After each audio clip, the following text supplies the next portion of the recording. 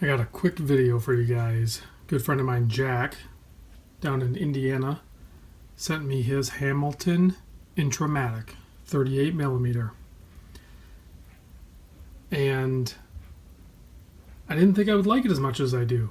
I actually really like this watch. I'm not a big fan of dress watches because I really just don't need them. I don't have a desire to own one.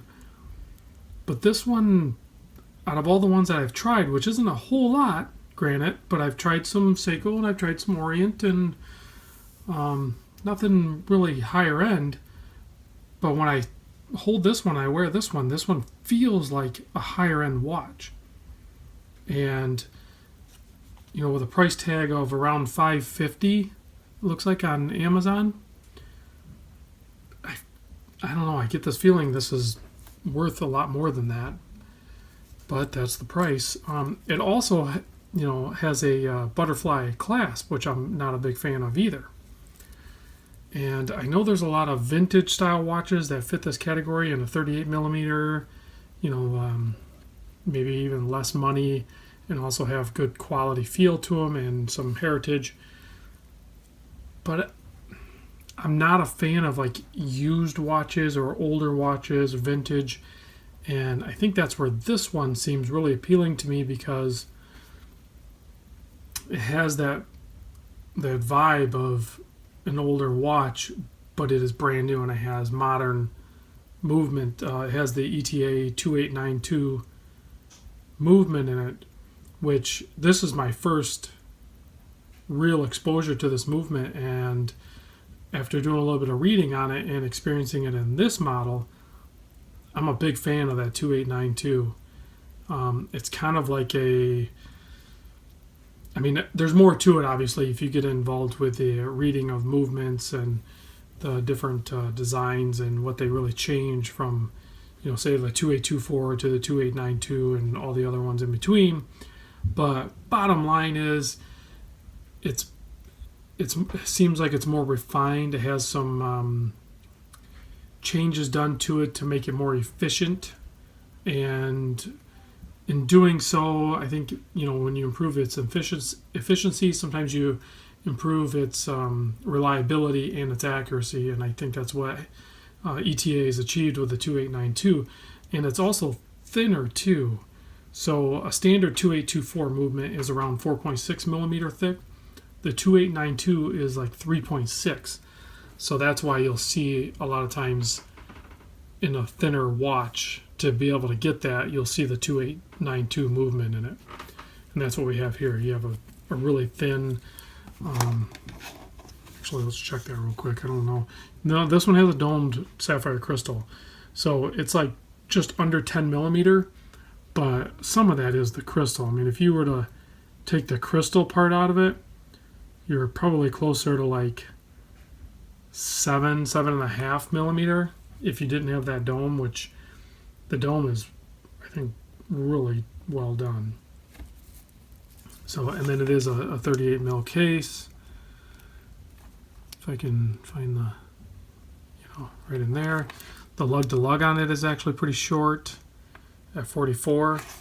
So it just wears really good. It has a 20 millimeter lug width.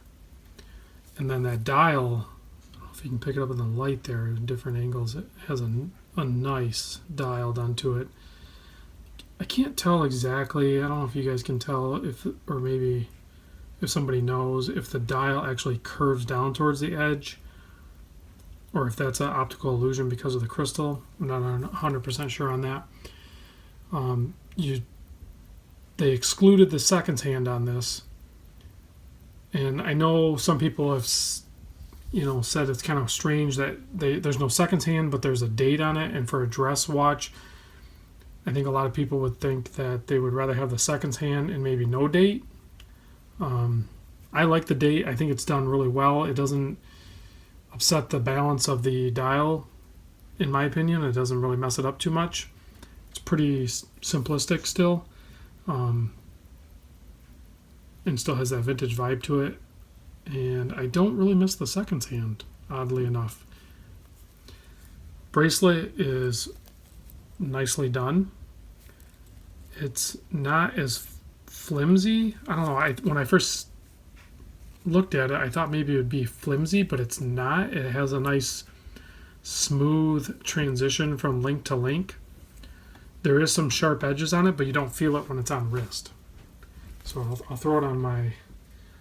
Give me a second here because I'm not used to the butterfly clasp. But so there it is on my 7 1/8 inch wrist. It does have a Hamilton written on the bottom part of the clasp there. So, and Jack has this sized for, I think he has a 7 1/4.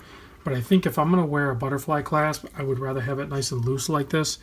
I don't think I can get, yeah, it doesn't really rotate all the way around. Well, I could probably get it if I needed to, but in normal wearing, I just wear it around the house and flipping it around and stuff, it won't rotate all the way around. So I think if I'm going to have a butterfly clasp, I do want it to wear loose like that. There's the display back movement. Here, let me zoom in and give it a quick wipe. So there you have it's a H384551 is the part number. I'll put some more information down in the description. Sapphire crystal, Swiss made, stainless steel, low water resistant, which is fine. You can see it just ticking away there. Really nice movement. And then this movement is in a lot of other higher end watches, mid to higher end watches, and a lot of them will decorate them a little bit more and add some more refinement to the movement, smoothing things out and making everything run more efficient. Has a cool signed crown, has a nice whine to it. It's almost silent, but you can feel it. But overall, really good design. But again, like I said, I don't really have a ton of use for a dress watch, but I show my wife this one. I show all the watches that come into my wife, and she was really drawn to it to the point where she told me like I should really look at purchasing one of these. I think she kind of just wants me to wear a suit maybe or something. I don't know if our women, I don't know if you guys get this, if your wives want you to dress up more or something. It's not my thing, and I really don't have a use for it. But I could see if I were going to have a dress watch and I was only going to have one dress watch, I think this is it. I think I would purchase this one, 38 millimeter with this dial color.